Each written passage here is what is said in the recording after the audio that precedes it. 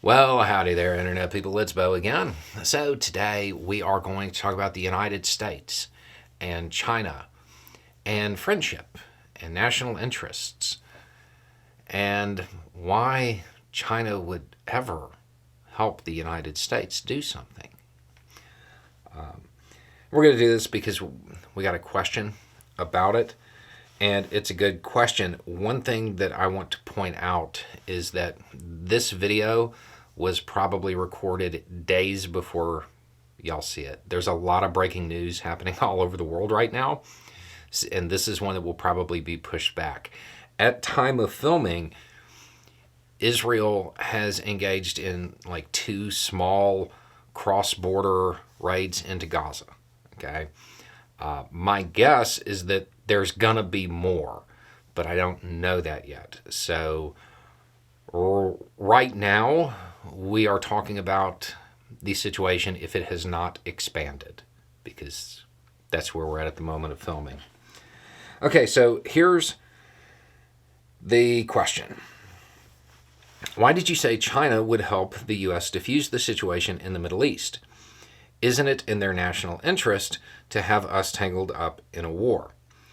It seems inconceivable that they would try to calm something that would hurt us. I'm only using the word inconceivable because I like that shirt.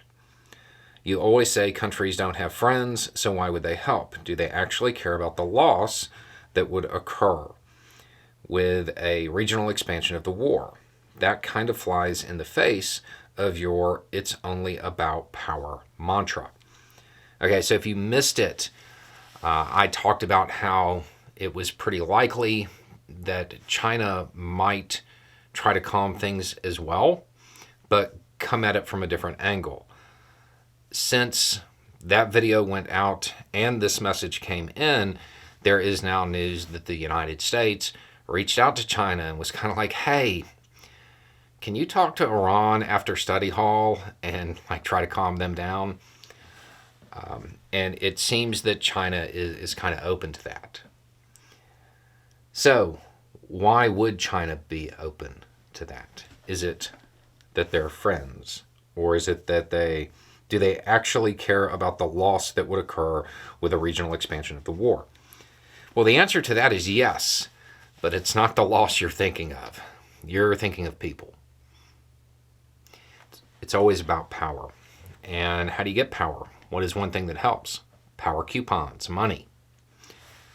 Unlike the United States, China doesn't turn huge profits on war. The U.S. does. China, not so much. But China, well, most large powers, all large powers really, have an interest in keeping this conflict from expanding, because an expansion can be really, really bad. For China in particular, disruption of oil is a big one for them. Any disruption in oil causes market fluctuations pretty quickly, and that impacts them, especially if you're a country that makes a bunch of inexpensive plastic stuff. Another reason that it is vitally important to them that it doesn't expand is the Suez Canal. Their products go through that. And then, of course, exports of all kinds to the actual regions that might, or to the countries that might be engulfed in any regional expansion. The fact that you see the United States and China playing on the same side on this, at least sharing interests, should indicate how big an expansion can get. I've been trying to figure out how to say it. And the only thing that I've settled on is, if you look to the coverage of Ukraine, you will find people over and over again talking about how it's going to expand, it's going to expand, it's going to expand. And news breaks about that all the time. And almost invariably, the next day, there's a video from me being like, no, it's not, and this is why. When it comes to the current situation in the Middle East, it absolutely can. In fact, in some situations, if Israel does engage in a full-on, large-scale ground offensive, not only can it, it's kind of likely. I think that's the best way to kind of illustrate it. This is very different. We do have some good signs, like the way the Queen of Jordan is talking. That's a good sign, because she's very focused on the humanitarian issues and not taking a hard stance. You know, there are foreign ministers out there, but there's a PR thing trying to focus on the human costs.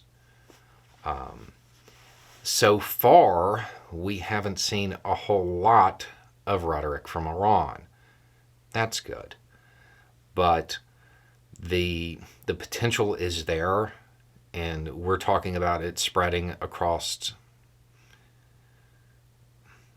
5 countries pretty quickly. There's a big potential for it.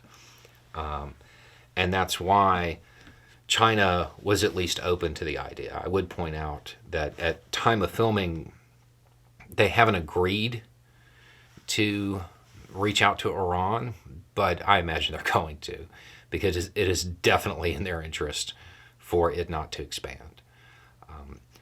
So that's the reason. Now, when it comes to foreign policy, it's always about power. It is always about power. If you can't find a military power thing, look for the money. See how the money gets disrupted or helped by the event. And that will, most times, tell you which side of something a country will fall on. Sure, I'm positive that, like, on a deep level, the individual players, they don't want to see a lot of human loss either. But as far as the country themselves, countries don't care about people. They care about power. Anyway, it's just a thought. Y'all have a good day.